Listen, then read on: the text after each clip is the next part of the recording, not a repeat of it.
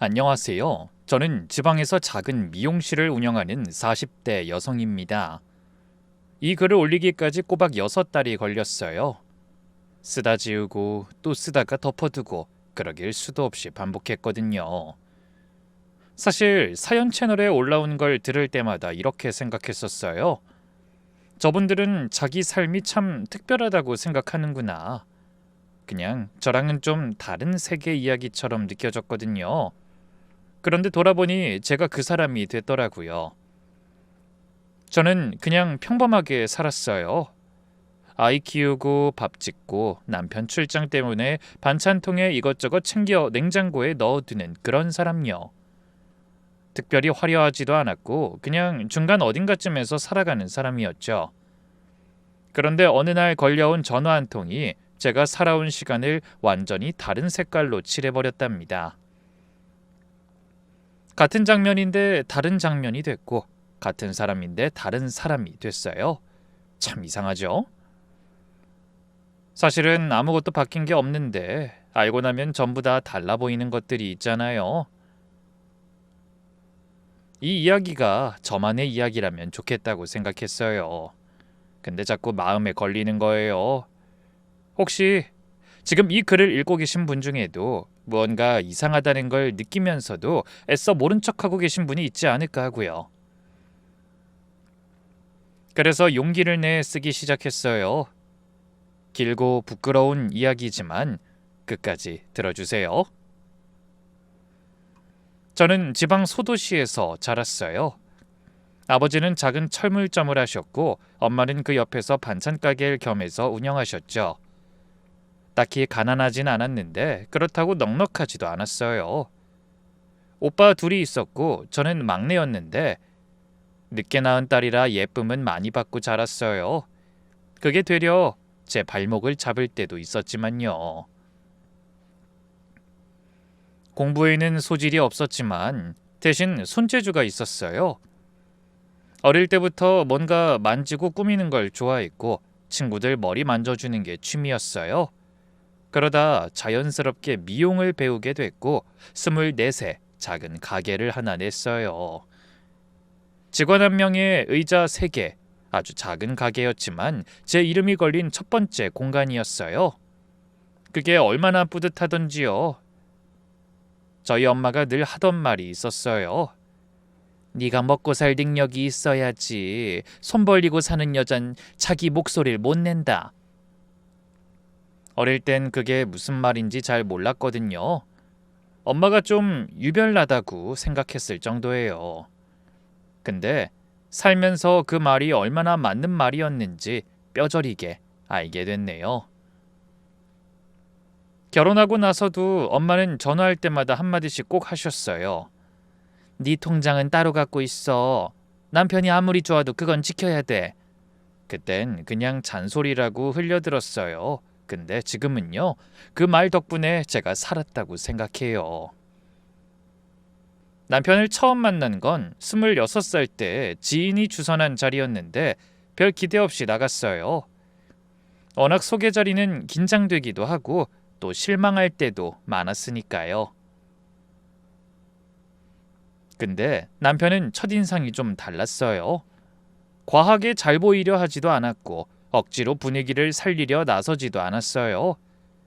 다들 이야기를 나누는 동안 조용히 듣다가 필요할 때만 한마디 했어요. 자리가 끝날 쯤에 계산서를 아무도 모르게 조용히 집어들더라고요. 그게 눈에 들어왔어요. 있어 보이려 하는 사람이 아니라 그냥 그게 자연스러운 사람인 것 같아서요. 그때부터가 시작이었죠. 사귀는 동안도 남편은 한 번도 저한테 큰 소리를 낸 적이 없었어요. 가게 문 닫을 시간에 맞춰서 오겠다고 하고는 진짜로 왔고 청소를 도와주겠다고 하면 진짜로 걸레를 들었어요. 말하고 행동이 맞는 사람이었어요. 그게 저한테 가장 믿음직스러웠어요. 근데 사귀기 시작하고 얼마 지나지 않아 이상한 일이 생기기 시작했어요. 모르는 번호로 전화가 계속 왔어요. 여자였는데 첫 마디부터 심상치 않았어요. 당신이 지금 사귀고 있는 사람 저랑 헤어진 지 얼마 안 됐어요. 알고 사귀는 거예요? 당황스러웠죠. 어떻게 제 번호를 알았는지도 모르겠고 갑자기 이런 전화를 받으니 머릿속이 하얘지더라고요. 남편한테 바로 물어봤어요. 남편은 한참 말을 못하다가 그 여자 이야기를 했어요. 자기가 정리했다고 생각했는데 상대방이 받아들이지 않는 상태라고.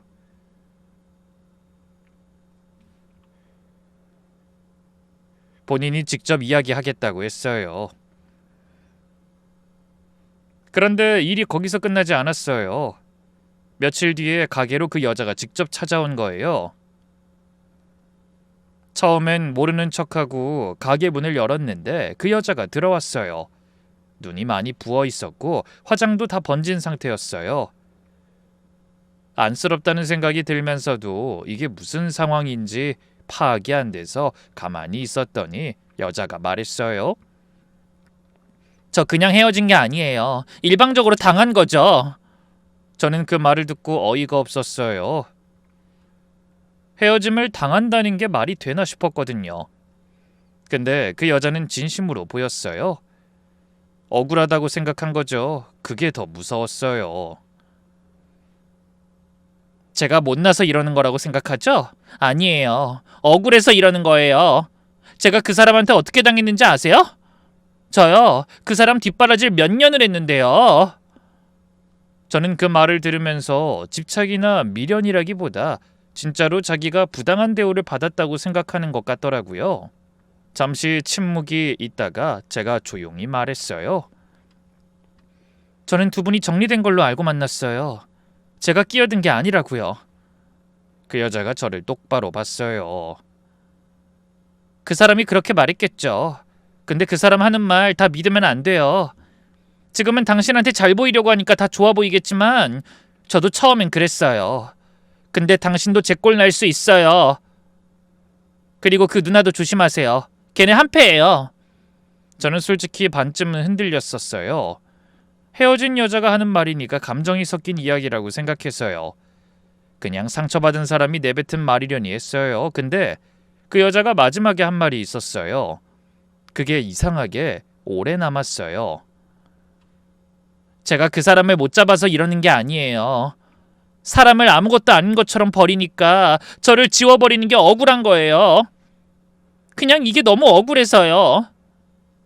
근데 얼마 안 가서 더 큰 일이 생겼어요. 그 여자가 남편 본가까지 간 거예요. 시어머니가 있는 집에 초인종을 누른 거였어요. 그 자리를 수습한 건 시누이였어요. 시누이는 그 여자를 문 앞에서 막아 세웠대요. 집안으로는 한 발짝도 들이지 않은 채로 아주 냉정하게 이야기를 했다고 들었어요. 이제 그만해. 정우님이 마음 결정했어. 계속 이런 법정으로 대응할 거야. 그 여자가 뭔가 더 말하려고 했는데 시누이가 문을 닫았다고 했어요. 그리고 그날 저녁에 시누이가 절 따로 불렀어요. 차를 한 잔 마시면서 그 여자 이야기를 해주더라고요. 그 애가 이혼 가정에서 컸어. 근데 친엄마가 재혼하면서 오갈 데가 없어진 거야. 뭐 사정이야 딱하지만 사람을 잡는 방식이 문제지. 나랑 관계까지 끊어놓으려 한다니까. 정호 걔가 워낙 우유부단해서 내가 처리해준 거지. 옳게도 괜히 신경 쓰지 마. 전 그 말을 들으면서 시누이가 참 든든하다고 생각했어요. 자기 동생 일인데 나서서 정리해주고 저도 신경 써주고요. 그래서 시누이한테 고맙다고 했어요. 지금 돌이켜보면 그때 제가 얼마나 순진했는지 몰라요. 본인이 처리했다는 한마디가 사실은 제가 몰랐던 시간을 통째로 담고 있는 말이었거든요. 시누이가 처리해온 것들이 그 여자 하나로 끝나는 게 아니었으니까요. 결혼 초반은 정말 행복했어요. 돌이켜보면 그때가 제 인생에서 가장 복잡한 게 없었거든요. 아이도 없었고 가게도 잘 됐고 남편은 퇴근하면 집에 왔어요. 저녁을 같이 먹고 TV를 보다 잠들었어요. 특별한 게 없는 일상이었는데 그 특별하지 않음이 좋았어요. 남편은 가정적인 사람이었어요. 주말엔 시장에 같이 가줬고 제가 가게에서 늦게 들어오는 날에는 찌개를 끓여놓기도 했어요. 밥을 잘하는 사람은 아니었는데 그게 또 귀여웠달까요? 라면도 아니고 컵밥을 사다가 차려놓은 걸 보고 얼마나 웃었는지 몰라요. 그리고 얼마 뒤에 딸이 태어나던 날 남편이 처음으로 소리내어 울었어요. 분만실 앞에서 기다리다가 아기 울음소리가 나자마자 들어왔는데 제 손을 잡고 그냥 울더라고요. 아무 말도 안 하고요. 전 그때 속으로 이 사람이랑 평생 늙어야겠다라고 생각했어요. 그런 생각이 드는 순간 있잖아요. 다른 말 같은 게 필요 없는 순간요. 그리고 결혼 8년 차가 되던 해부터 모든 게 조금씩 달라지기 시작했어요. 남편이 다니던 회사가 조금 어렵다고 하는 거예요. 그러더니 이직을 했는데 옮긴 곳이 규모가 꽤 큰 회사였어요. 영업 쪽을 맡았는데 접대가 많은 자리였어요. 퇴근 시간이 일정하지 않아졌고 출장도 잦아졌어요. 국내뿐 아니라 해외 출장도 생겼어요.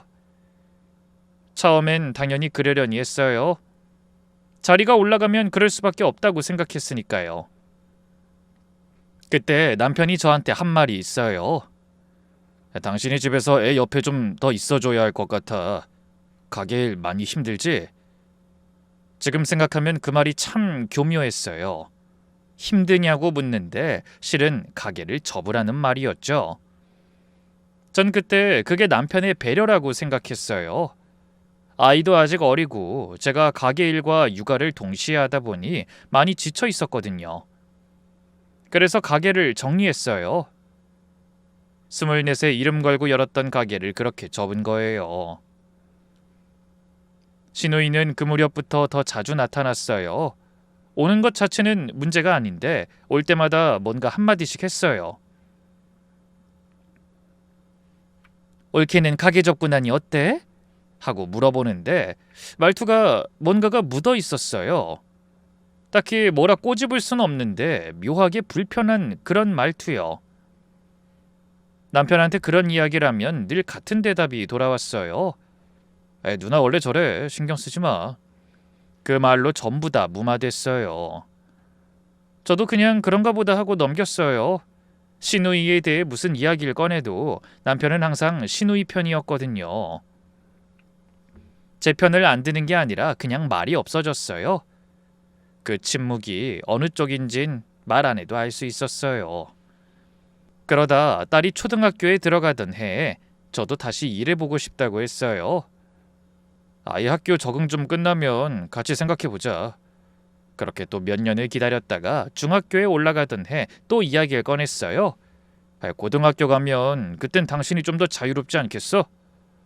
그러다 어느 순간부터 그냥 포기가 됐던 것 같아요.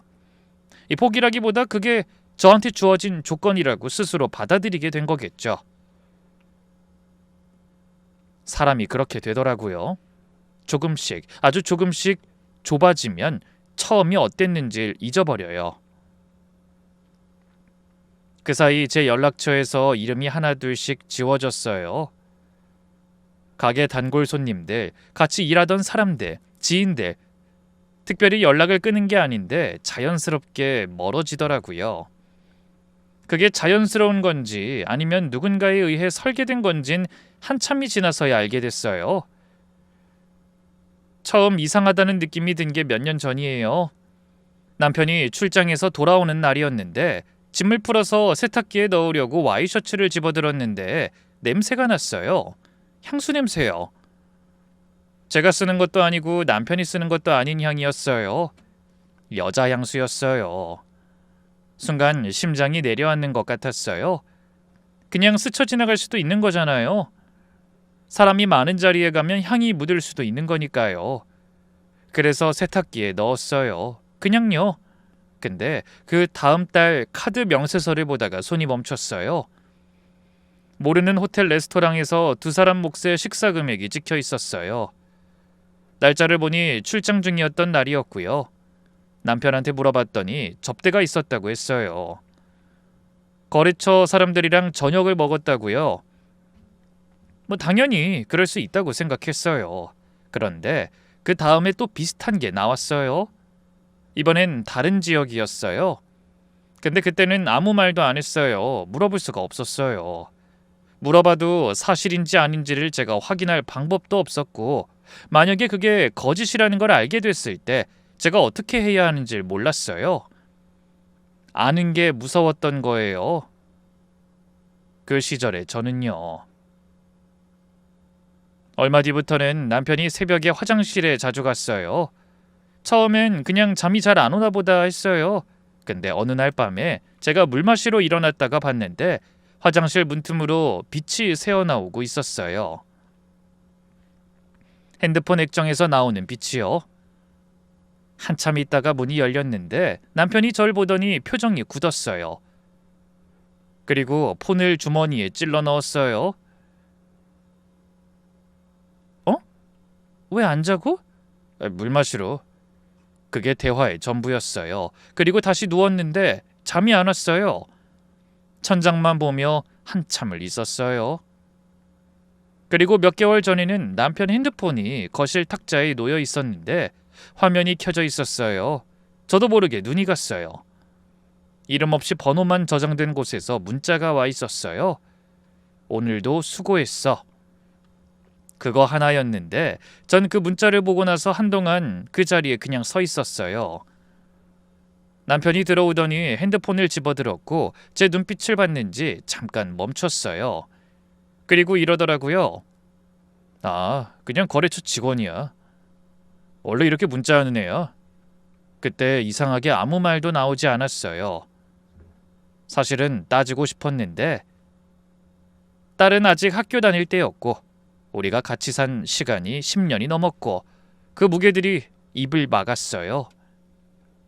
지금 돌이켜보면 그때 제가 침묵한 게 포기가 아니었어요.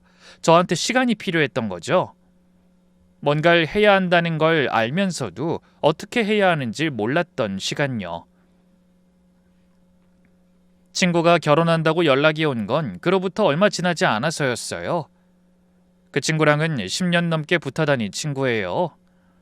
20대 중반에 요가 수업에서 만나 친해진 사이였거든요. 특별한 계기가 있었다기보다 매번 자리가 붙어 있다 보니 자연스럽게 가까워진 거예요. 그 친구가 저한테 술 한잔 사겠다고 해서 나갔다가 새벽까지 이야기한 날이 있었는데 그날부터 진짜 친구가 됐어요. 그런데 내내 혼자 지내던 친구가 38에 결혼을 한다고 하는 거예요. 사실 주변에서는 말이 많았어요. 상대방이 45이고 나이 차도 제법 된다고. 근데 전 그 친구가 왜 오랜 시간 동안 연애 자체를 피해왔는지 알고 있었어요. 아버지가 폭력적인 사람이라 어릴 때부터 그걸 다 보면서 컸거든요. 그래서 남자라는 존재 자체에 대한 공포가 있었어요. 그렇다고 연애를 안 한 건 아닌데 관계가 깊어질수록 무서워서 끊는 패턴이 반복된 거죠. 그걸 저는 옆에서 오랫동안 봐왔어요. 그래서 이 사람은 처음부터 무섭지 않다고 했을 때 눈물이 날 것 같았어요. 그 말이 얼마나 많은 걸 담고 있는 말인지 아니까요. 예비신랑은 건설 관련 일을 하는 사람이라고 했어요. 나이 차이에 대해서 주변에서 이러쿵저러쿵 하는데도 친구는 그냥 웃었어요. 이 사람이 날 보는 눈이 달라. 솔직히 이 나이에 뭘 더 따지겠어. 신혼여행지가 미국으로 정해졌다고 했어요. 오래 있다가 오겠다고요. 그 이야기를 듣던 날 거실에서 남편이 전화를 받았어요. 안방문이 살짝 열려 있어서 그냥 흘려들었는데 그 한마디가 귀에 걸렸어요. 다음 달에 미국 출장 일정 잡히면 연락 주세요. 전 그 자리에서 안방문을 닫았어요. 뭔가 머릿속에서 휙 스치고 지나가는 느낌이었어요. 설마 싶었어요. 세상에 그런 우연이 어디 있겠냐 싶었고요. 친구 신혼여행지에 남편이 출장 간다는 게 그냥 우연이겠지 싶었어요. 근데 왜 그랬는지 그날 밤 잠자리에 들면서 처음으로 남편의 출장 일정을 핸드폰 메모장에 적기 시작했어요. 날짜, 목적지, 귀국일, 아무 이유도 없이 뭔가에 이끌리듯이요. 그게 시작이었어요. 제 안에서 뭔가가 바뀌는 순간이었어요. 얼마 뒤 친구가 출발하기 전날에 둘이 밥을 먹었어요. 오랜만에 조용한 데서 둘이서 먹는 저녁이었는데 친구가 잔을 들며 말했어요. 나 진짜 이 사람 믿어도 되겠지? 결혼한 네가 보기엔 어때? 진짜 잘하는 거 맞겠지? 저는 당연하다고 했어요. 그리고 한참 뜸을 들이다가 저도 모르게 이야기를 꺼내버렸어요. 남편에 대한 불안을요. 처음으로 누구한테 제대로 말한 거였어요. 친구는 듣는 내내 아무 말도 안 했어요. 표정 하나 바뀌지 않고 그냥 듣고만 있더라고요. 제 이야기가 끝나고 나서 한참 후에야 친구가 조용히 말했어요. 너 여태 혼자 그걸 다 견디고 있었어? 그게 다였어요. 위로도 아니고 조언도 아니었어요. 근데 그 한마디가 어떤 말보다 더 오래 남았어요. 그날 밤 집으로 돌아오는 길에 혼자 한참 울었어요. 남편이 출장 간 지 사흘째 되던 밤이었어요. 이상하게 잠이 잘 오지 않았어요. 그날따라 누워 있었는데 머릿속이 조용하지 않았어요. 아무 생각도 하지 않으려고 하면 할수록 더 이상한 생각들이 올라왔고요. 몇 번을 뒤척이다가 그냥 천장을 보면서 있었어요. 그러다 새벽 1시가 지났을 무렵이었어요. 핸드폰이 울려서 받았더니 친구였어요. 그 순간 심장이 한번 쿵 했어요. 신혼여행 중인데 저한테 이 시간에 전화를 한다는 게 뭔가 이상하다는 느낌이 먼저 들더라고요. 전화를 받자마자 목소리가 이상했어요. 떨리는 건지 긴장한 건지 뭔가를 억누르는 것 같은 목소리였어요. 나 지금 엄청 이상한 거 보고 있어. 너 혹시 이혼했어, 남편이랑? 그 말을 듣는 순간 심장이 무언가에 잡히는 것 같은 느낌이 들었어요. 무릎 아래로 힘이 빠지는 것 같았고 손이 저렸어요. 무슨 말이야? 이혼은 무슨? 그럼 지금 이것 좀 봐봐. 그리고 다시 영상통화 버튼을 눌렀어요. 화면이 켜졌을 때 친구 얼굴이 먼저 보였어요. 그리고 친구가 폰을 천천히 돌렸어요. 호텔바였어요. 넓은 공간이었고 조명이 낮고 어두운 분위기였어요. 친구가 있는 자리에서 꽤 거리가 있는 곳이었는데 화면으로 담으려니 작게 나왔어요. 저는 손가락으로 화면을 확대해 최대한 당겨봤어요. 그런데 아무리 확대를 해도 화면이 흐릿하게 뭉개졌어요. 조명이 어두운 데다가 거리까지 있으니 선명하게 보이질 않는 거예요. 그래도 윤곽은 보였어요. 남자의 옆모습이었어요. 짧은 머리, 그리고 옆에 앉은 여자.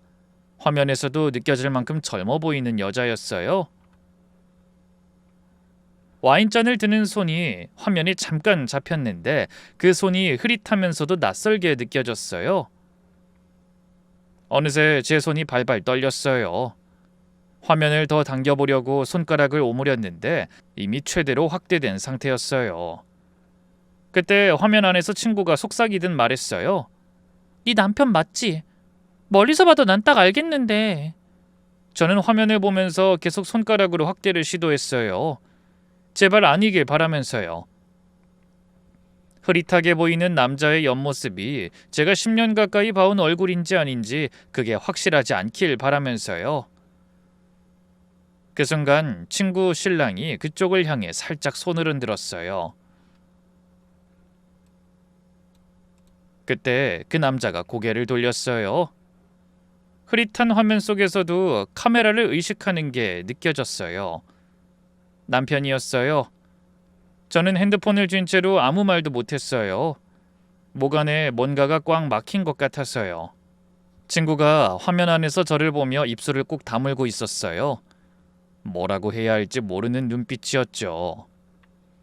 통화를 끊고 나서 저는 한참을 그 자리에 앉아 있었어요. 새벽이었고 집은 조용했고 저 혼자였어요. 그래도 이상하게 눈물이 나진 않았어요.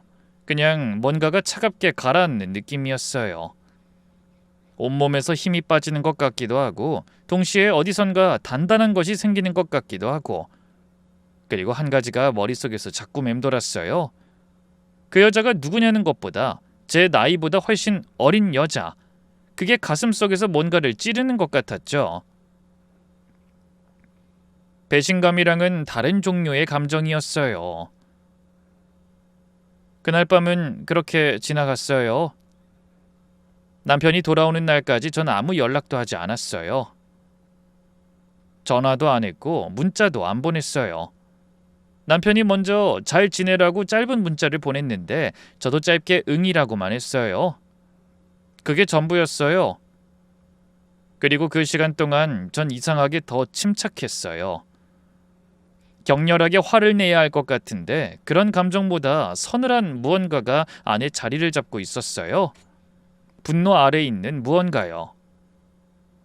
그리고 이상하게 자꾸 어떤 사람이 떠올랐어요. 결혼 전에 남편을 따라다니던 그 여자요. 영상통화 화면 속에서 흐릿하게 보이던 긴 생머리 실루엣이 자꾸 그 여자와 겹쳤어요. 사실 얼굴을 제대로 본 것도 아니고 오랜 기억이었는데 이상하게 그 여자가 계속 떠올랐어요. 직감이라고 해야 할지 그냥 이유 없는 감 같은 거라고 해야 할지 그때부터 기억을 더듬기 시작했어요. 그 여자에 대해서 제가 아는 것들을 하나씩 떠올려 봤어요. 성이 어떻게 됐는지, 어느 동네에 살았는지, 사귀던 당시에 어디에 다녔는지, 남편한테 들었던 이야기, 시누이가 그 여자를 이야기할 때 꺼냈던 말 한 조각들. 10년 가까이 됐는데 파고들수록 생각보다 더 많은 게 남아있더라고요. 결국 몇 주에 걸쳐 그 여자를 찾아냈어요. 무작정 찾아갔어요. 상대방이 문을 안 열어줄 수도 있고 저를 보고 화를 낼 수도 있다는 걸 알았어요. 근데 가야 할 것 같았어요. 이유는 설명하기가 어려워요. 그냥 그래야 한다는 느낌이었어요. 그 여자가 그때 왜 그렇게까지 억울해했을까 싶기도 했고요. 초인종을 눌렀을 때 한참이 지나서야 인터폰이 켜졌어요. 누구냐고 물었고 저는 제 이름을 차분하게 댔어요. 남편 이름까지 말하면서요. 그리고 조심스럽게 말했어요. 저 싸우러 온 거 아니에요. 제가 알아야 할 게 있을 것 같아서요. 잠시 침묵이 있었어요. 그리고 문이 열렸어요. 그 여자는 저보다 1살 어렸어요. 세월이 흘렀는데도 눈빛은 여전히 날이 서 있었어요. 경계심 가득한 눈으로 절 봤어요. 저도 그 눈을 마주 봤어요. 처음엔 말이 없었어요. 서로 거실에 앉아 한참을 있었어요. 제가 먼저 이야기를 꺼냈어요. 남편이 출장 간 곳에서 다른 여자와 있는 걸 봤다는 것. 그게 누구인지 모르겠다는 것. 그리고 왜 이 사람에게 왔는지는 본인도 확실히 모르겠다는 것을요. 그 여자가 천천히 입을 열었어요. 왜요? 그게 저라고 생각하신 거예요? 저는 잠시 멈췄다가 대답했어요. 아니요, 그런 것 같진 않아요. 근데 뭔가 아는 게 있을 것 같아서요. 그 여자가 저를 한참 보더니 실소를 터뜨렸어요. 허탈하다는 표정이었어요. 맞아요, 잘 알죠, 그 부분은. 근데 분명한 건 그 여잔 제가 아는 사람은 아니에요. 그 여자가 천천히 그리고 또박또박 목소리로 말하기 시작했어요. 저는 그 인간 지옥을 산 지 오래예요. 근데 그 인간 누나 뭐라고 했죠? 이상한 핑계 대고 어딘가 가 있을 때마다 자기가 그 자리에 같이 있었다고 안 하던가요? 순간 등골이 서늘해졌어요. 지금으로부터 몇 년 전이었어요. 남편이 지방 출장 갔다 왔는데 명세서에 호텔 숙박비가 찍혀 있었어요. 전 그걸 보고 시누이한테 물어봤어요. 그 무렵에 시누이도 그 지역에 볼 일이 있다고 했거든요. 그래서 혹시 같이 간 건지 확인하려고요. 그때 시누이가 바로 안다는 듯 말했어요. 아, 내가 같이 갔어. 정오 거래처 미팅 끝나고 만났었어. 아니, 올케는 그런 것도 의심해? 그 말에 입을 닫았어요. 제가 너무 예민한 거라고 생각했거든요. 그 여자가 다시 말을 이었어요. 저도 그런 일 사귀는 동안 수도 없이 당했어요. 연락이 안 되는 날이 있었거든요. 분명히 거기 있는데 전화를 안 받아요. 근데 나중에 어디 있었냐고 물어보면 누나 이름이 나오는 거예요. 누나랑 같이 있었다고. 그럼 제가 뭐라고 하겠어요. 가족이랑 있었다는데. 저는 듣고만 있었어요. 근데 이상한 게 한두 번이 아니에요. 지방 출장을 갔다는데 누나를 만났다고 하고 주말에 연락 끊기면 누나 집에 있었대요. 처음엔 그냥 믿었어요. 남매 사이가 유독 가깝구나 했죠. 근데 반복이 되니까 이상하더라고요. 그래서 한 번은 직접 물어봤어요. 그때 어디 있었냐고. 그랬더니 호텔 영수증을 보여주는 거예요. 지 누나 이름으로 끄는 영수증이요. 호텔을요? 네. 그게 말이 돼요? 성인 남자가 출장 가면서 방을 누나 이름으로 예약해요? 그래서 제가 따졌더니 그 사람이 뭐라고 했는지 아세요? 그 여자가 피식 웃었어요. 웃음이 아니라 한숨 같은 거였어요. 누나가 카드 포인트가 있어 그게 싸대요.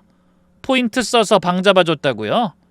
그 말 듣고 진짜 어이가 없어서 아무 말도 못했어요. 근데 나중에 알았어요.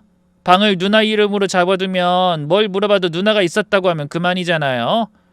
누나가 알리바이를 대줄 수 있는 거죠. 영수증도 있고 이름도 있으니까요. 완벽하잖아요. 그 말을 듣는 순간 등줄기에 뭔가 찬 게 흐르는 것 같았어요. 그게 한두 번에서 되는 게 아니잖아요. 그렇게 하기로 약속이 된 거니까요. 집으로 돌아오는 길이 그렇게 멀게 느껴진 적이 없었어요. 차를 타고 오면서 아무 생각도 하지 않으려고 했어요. 라디오를 켰다 끄고 창문을 열었다가 닫았어요. 근데 그 여자 말이 머릿속에서 맴돌았어요. 남편이 바람을 피웠다는 사실보다 그게 혼자 한 짓이 아니라는 게 더 무섭게 느껴졌어요.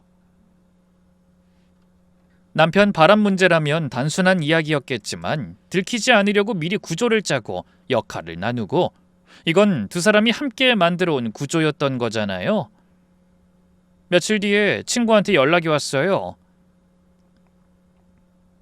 나 할 말 있어. 내가 재원 씨한테 들은 이야기인데. 친구 목소리가 조심스러웠어요. 친구 신랑이 과거에 짧게 동업한 파트너가 있는데 그때 남편과 시누이를 가까이서 본 적이 있다고요. 그래서 남편을 호텔바에서 마주쳤을 때도 인사 안 하고 자리를 피하려 했던 거라고 했어요. 나쁜 기억이 있는 사람이었으니까요. 재원 씨가 그러는데 그때 거기 같이 있던 여자가 따로 있었대. 시누이 말고? 무슨 협력업체 대표라고 했다던데. 이미 그때부터 만난 지 좀 됐었다고. 그 여자는 뭘 알고 있었대요? 재원 씨가 알기론 그쪽도 기다리는 상황이었대. 네 남편이 곧 정리한다고 그랬나 봐. 그 말을 듣고 저는 한숨이 나왔어요. 그 말도 시누이가 한 거지? 아마도. 생각해보면 딱 맞아떨어지는 거였어요. 시누이가 한쪽에는 곧 정리된다고 하고 저한테는 요즘 회사 스트레스가 많으니 잘 챙겨줘 라고 하면서 두 여자를 양쪽에 묶어두는 거였어요. 한쪽은 기다리게 하고 한쪽은 의심하지 못하게 하면서요. 남편은 그 구조 안에서 아무것도 결정하지 않아도 됐어요. 정리할 필요도 없고 책임질 필요도 없었어요. 시누이가 다 처리해 줬으니까요. 결혼 전에 그 여자를 처리해 준 게 시작이었던 거고요. 남편은 나쁜 사람이기 이전에 스스로 아무것도 감당하지 못하는 사람이었어요. 결정을 못하고 관계를 못 끊고 책임을 못 지는 사람. 그걸 시누이가 옆에서 평생 받쳐줬고 남편은 그게 편했던 거예요. 그리고 시누이한테는 그게 통제 수단이었어요. 남동생의 비밀을 쥐고 있는 사람이 관계를 지배할 수 있거든요. 언제든지 꺼낼 수 있는 카드가 있는 사람이 더 힘이 있는 거잖아요. 시누이가 남편을 위한다고 했지만 사실은 남편을 손안에 두고 싶었던 거였을지도 몰라요. 친구가 말을 이었어요. 재원 씨가 그러는데 여기까지 너희 시누이가 온 게 이유가 있다고 하더라고. 그쪽 여자가 더 이상 못 기다리겠다고 했나 봐. 5년 넘게 기다렸는데 아무것도 안 바뀌니까. 그래서 직접 수습하려고 온 거지. 전 그 말을 듣고 잠시 아무 말도 못했어요. 그러니까 그 호텔바에서 시누이가 남편의 내연녀를 달래고 있었던 거였어요. 조금만 더 기다려달라. 이번엔 진짜 정리한다. 그런 말을 하면서요. 그 자리에 친구 부부가 우연히 있었던 거고 친구가 저한테 전화한 거였어요. 너 괜찮아? 전 잠깐 생각했어요. 생각보다 괜찮아. 그 말이 거짓말이 아니었어요. 이상하게도 남편과 시누이에 대한 퍼즐이 맞춰질수록 마음이 더 선명해지는 느낌이었어요. 그리고 오래전 기억을 떠올렸어요. 결혼하고 얼마 안 됐을 때 시누이랑 단둘이 차를 마신 적이 있었어요. 시누이가 그때 저한테 이런 말을 했어요. 정호가 좀 우유부단한 구석이 있어. 올케가 단단하게 잡아줘. 내가 옆에서 도와줄게. 그땐 그냥 고마웠어요. 근데 그 말이 지금은 완전히 다르게 들렸어요. 도와주겠다는 게 아니었어요. 내가 관리할 테니까 당신은 모르고 있으라는 말이었던 거죠. 사실 이 일은 우연이었어요. 남편이 미국으로 출장 가기 몇 달 전 지인이 연락해서 가볍게 들어볼 만한 자리가 있다고 했어요. 이혼 전문 변호사가 하는 무료 상담 자리였어요. 본인 사정이 생겨서 못 가게 됐는데 빠지면 아깝다고 대신 가보겠냐고 한 거였어요. 딱히 이혼을 생각하던 때도 아니었어요. 그냥 들어보는 것도 나쁘지 않겠다 싶어서 갔죠. 변호사가 말을 하는데 중간에 이런 말이 있었어요. 이혼 소송에서 가장 많이 실패하는 경우가 감정이 폭발한 상태에서 아무 준비도 없이 터뜨리는 경우예요. 그 순간은 시원할지 몰라도 법정에서는 증거가 없는 사람이 지게 돼 있어요. 그 말이 머릿속에 딱 박혔어요. 그리고 그 말이 제가 지금 어떤 상황이 있는지를 알게 해줬어요. 뭔가 이상하다는 느낌은 오래됐는데 그걸 증명할 수 있는 게 아무것도 없었어요. 느낌, 불안, 그런 건 법정에서 아무 의미가 없다는 걸 그날 처음으로 제대로 이해했어요. 오래된 것부터 꺼내서 하나씩 봤죠.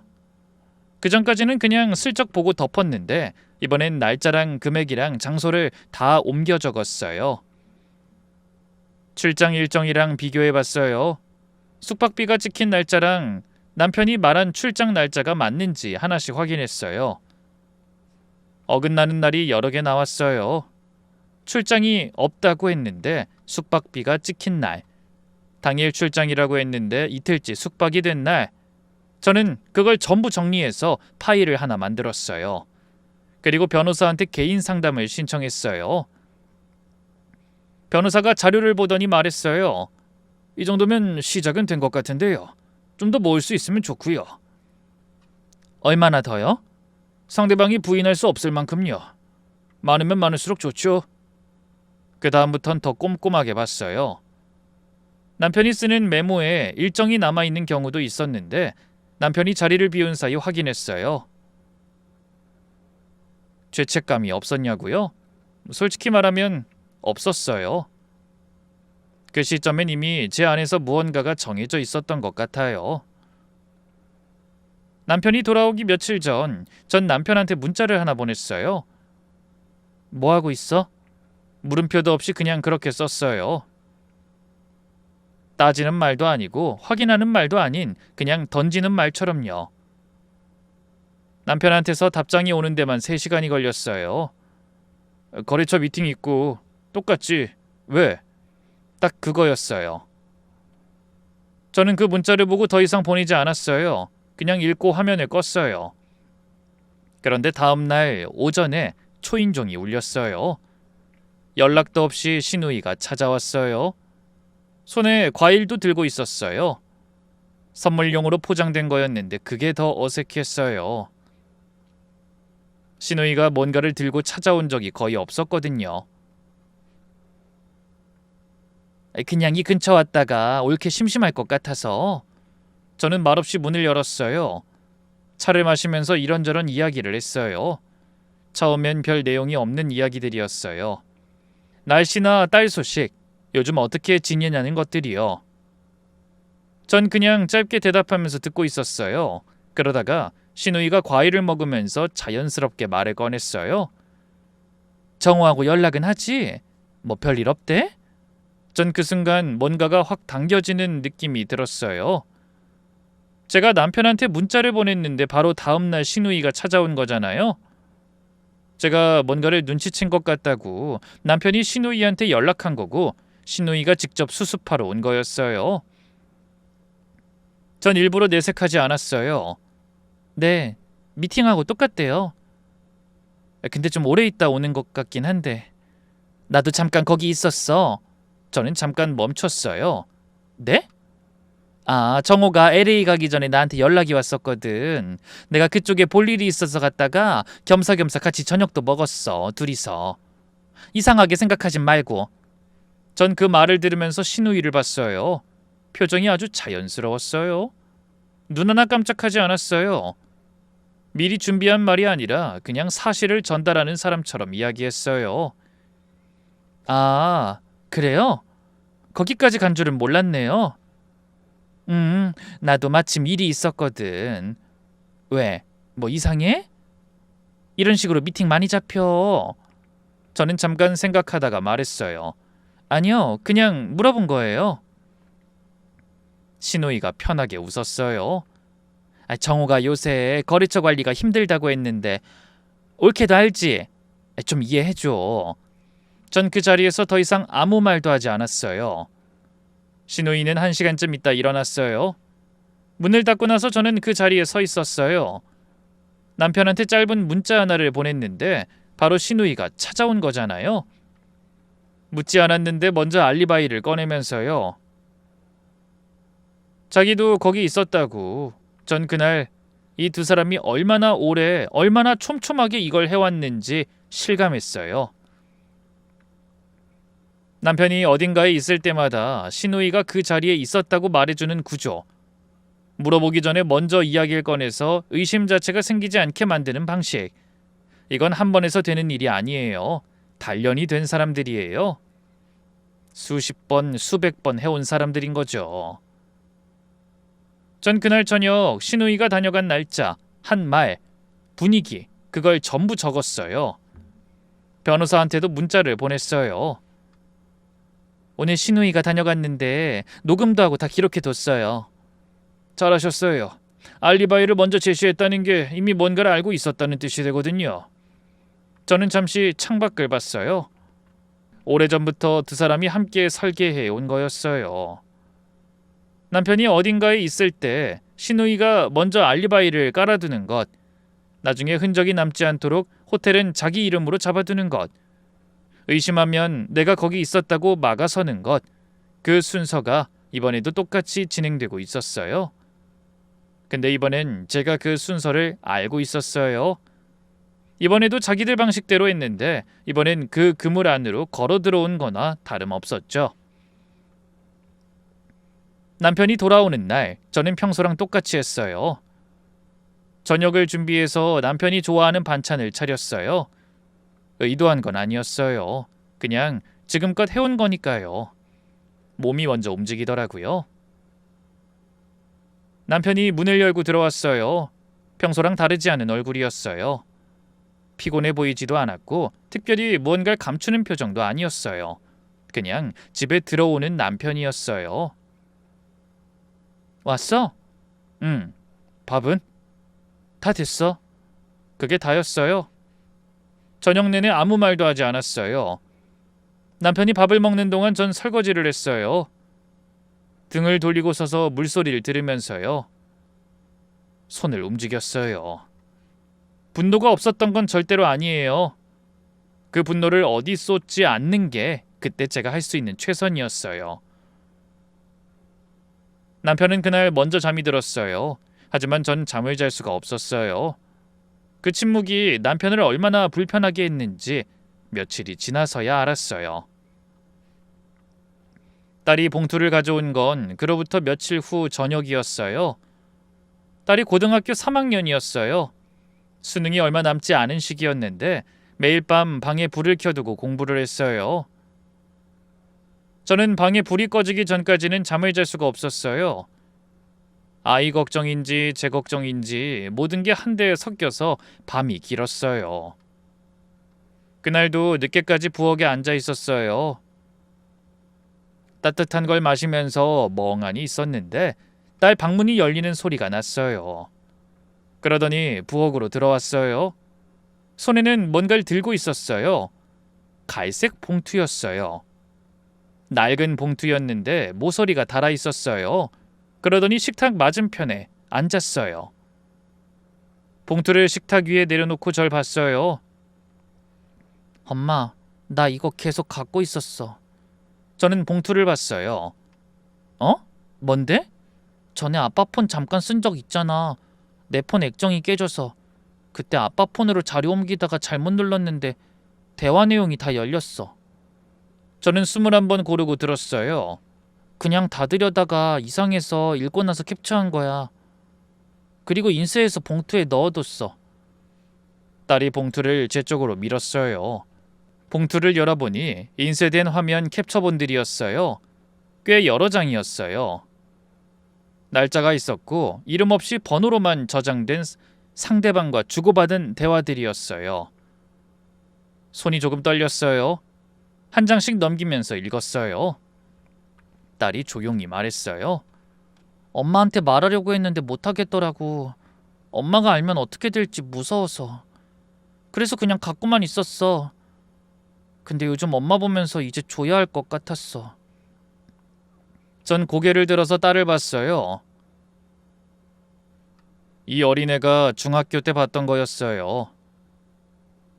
그 어린 나이에 아버지 폰에서 그거 받고 혼자 캡처하고 인쇄해서 봉투에 넣어뒀던 거예요.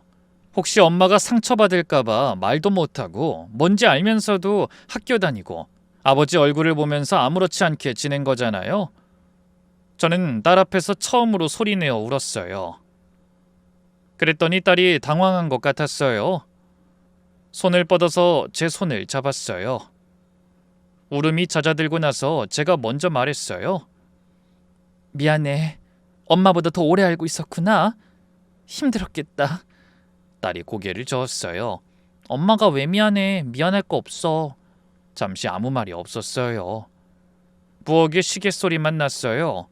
딸이 조용히 물었어요. 엄마 어떻게 할 거야? 저는 눈물을 닦고 대답했어요. 뭐든 하려고. 제대로 싸우려고. 딸이 고개를 끄덕였어요. 그 이상 묻지 않았어요. 그것만으로 충분했어요. 딸이 방으로 들어가고 나서 전 한참을 식탁에 앉아 있었어요. 봉투를 손에 들고요. 이 애가 시험 준비를 하면서도 이걸 들고 있었던 거잖아요. 책상 서랍 어딘가에 넣어두고 매일 아버지 밥 차려주는 엄마 옆에서 이걸 다 보고 있었던 거잖아요. 그 순간 아이한테 짊어지게 한 것들이 너무 많았다는 생각이 들었어요. 딸이 학교 간 다음 날 저는 그 여자한테 연락을 했어요. 결혼 전 남편을 따라다니던 그 여자요. 전화를 걸었더니 다행히 받았어요. 저예요. 저번에 찾아갔던. 네, 알아요. 같이 해줄 수 있어요? 저한테 해주신 이야기들 증거로 쓰고 싶어서요. 잠시 침묵이 있었어요. 그래요. 저도 억울하거든요. 며칠 후 조용한 카페에서 만났어요. 그 여자가 가방에서 핸드폰을 꺼내더니 화면을 열어 저한테 보여줬어요. 신우이가 보낸 메시지들이었어요. 남편이 특정 날짜에 어떤 장소에 가 있었는데 누가 같이 있었냐고 물어보면 자기 이름을 대달라는 내용이었어요. 이걸 왜 갖고 계셨어요? 지웠어야 하는데 그냥 뒀어요. 언젠간 쓸 일이 생길 것 같아서요. 전 그 화면들을 보면서 생각했어요. 신우이가 호텔을 자기 이름으로 예약한 게 흔적을 지우려는 방법이었겠지만 오히려 그게 신우이가 직접 관여했다는 증거가 된 거였어요. 지우려다가 더 큰 흔적을 남긴 거예요. 그리고 그 여자가 말했어요. 소송하시면 진술서 써드릴 수 있어요. 그 여자가 저한테 어떤 부탁을 했는지 제가 거절한 다음에 연락이 끊긴 것까지도요. 다 쓸 수 있어요. 괜찮겠어요? 잠깐 생각하더니 말했어요. 저도 시간이 그렇게 지났는데도 억울했어요. 이 기회에 속 좀 풀죠 뭐. 그 말에 저도 모르게 작게 웃음이 났어요. 이상한 자리였어요. 한때 서로 불편했던 사람이 마음을 맞대고 계획을 세우는 거잖아요. 근데 어색하지 않았어요. 우리는 그날 오후 내내 자료를 맞췄어요. 딸이 가져온 캡처본, 그 여자가 들고 온 신우이 메시지, 제가 석 달 동안 정리한 명세서 파일, 각자 가진 조각들을 하나씩 꺼내서 펼쳐놓고 연결되는 부분을 찾아갔어요. 마지막으로 전부 다 모아서 정리한 건 제가 했어요. 파일을 닫으면서 그 여자한테 말했어요. 이제 됐어요. 그 여자가 고개를 끄덕였어요. 잘 되길 바라요. 변호사한테 파일을 넘긴 건 그로부터 얼마 지나지 않아서였어요. 변호사가 자료를 다 검토하고 나서 말했어요. 이 정도면 충분해요. 시작해보죠. 이혼 소송을 제기한다는 게 어떤 느낌일지 저도 미리는 몰랐어요. 두렵거나 후련하거나 그런 감정을 예상했는데 막상 그 순간엔 아무 느낌이 없었어요. 그냥 해야 할 일을 하는 느낌이었어요. 남편한테 소장이 도착한 날 남편이 집으로 바로 왔어요. 문이 열리는 소리에 저는 부엌에서 나왔어요. 남편 얼굴이 하얗게 질려 있었어요. 손에 서류를 들고 있었어요. 이게 뭐야? 물음표가 아니라 마침표 같은 말이었어요. 무슨 뜻인지 알면서도 인정하기 싫은 말이요. 보면 알잖아요. 아니 상의도 없이 왜 이렇게 한 거야? 아니 나한테 먼저 말을 했어야지. 전 그 말이 참 어이없었어요. 몇 년 동안 저한테 먼저 말을 아는 사람이 누군데요? 할 말 있으면 변호사 통해서 해요. 순간 남편이 목소리를 높였어요. 야, 이렇게 하면 안 되지. 이게 무슨 경우 없는 짓이야. 경우는 누가 없었는지 모르네. 전 그냥 말했어요. 정정하듯이요. 그러더니 남편이 한참 저를 봤어요. 뭔가를 더 말하려다 제 눈빛을 보곤 멈췄어요. 전 그날 처음으로 남편한테 진짜 화가 나 있는 게 아니라는 사실을 알았어요. 이 화라는 게 아직도 뭔가를 기대하는 감정이잖아요. 전 그 기대가 이미 없었어요. 남편은 그날 신우이한테 전화를 했어요. 저는 방에 있었는데 거실에서 목소리가 들렸어요. 처음엔 나직하게 통화를 하다가 점점 목소리가 높아졌어요. 문을 사이에 두고 들었는데 몇 마디가 들어왔어요. 아니, 누나가 그렇게 하라고 했잖아. 난 정리하려고 했는데 누나 계속 놔두라며. 그리고 잠시 후에 이 말이 이어졌어요. 그 호텔도 누나가 잡아준 거잖아. 내가 시킨 것도 아니고. 전 그 목소리를 들으면서 아무 느낌이 없었어요. 놀랍지도 않았어요. 스스로 감당을 못하니까 결국 누나한테 다 넘기는 거잖아요. 지금도 똑같은 거잖아요. 며칠 후에 변호사한테 연락이 왔어요. 신우이가 직접 사무실로 찾아왔다고요. 저는 변호사 사무실에 가서 그 자리에 있었어요. 신우이는 제가 있는 줄 몰랐는지 들어오다가 절 보고 잠깐 멈췄어요. 그러다가 자리에 앉았어요. 변호사가 이번 소송에서 제출된 증거들을 전부 설명했어요. 호텔 예약 내역, 메시지 내용들, 신우이 얼굴이 점점 굳어갔어요. 그러다가 변호사가 말을 마치기도 전에 신우이가 끊었어요. 제 동생이 그러던가요? 제가 시켰다고? 참나. 목소리에 비웃음이 섞여 있었어요. 걔가 저한테 뭐라고 했는지 알아요? 한 여자랑 평생 못 살겠다고 했어요. 숨 막힌다고. 그래서 제가 어떻게든 수습해 준 거잖아요. 저 아니면 진작에 더 큰 사고 쳤을 거예요. 신우이가 점점 말이 많아졌어요. 감정이 올라오는 게 보였어요. 제 동생이지만요. 여자 없이 못 사는 놈이에요. 저도 알아요.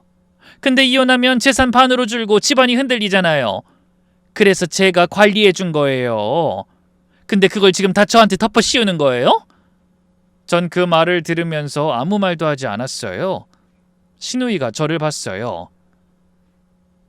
옳게도 알잖아. 걔 성격 어떤지. 내가 안 잡아줬으면 어떻게 됐겠어? 전 그때 처음으로 입을 열었어요. 그러니까 전 그동안 뭐였어요? 신우이가 말을 못했어요. 아, 관리 대상이었어요? 남편이 너무 나가지 않도록 붙잡아두는 역할? 신우이가 시선을 피했어요. 이어서 변호사가 조용히 말했어요. 오늘 하신 말씀들이 있으신데 혹시 동의하에 기록해도 될까요? 신우이가 그제서야 자신이 무슨 말을 했는지 깨달은 것 같았어요.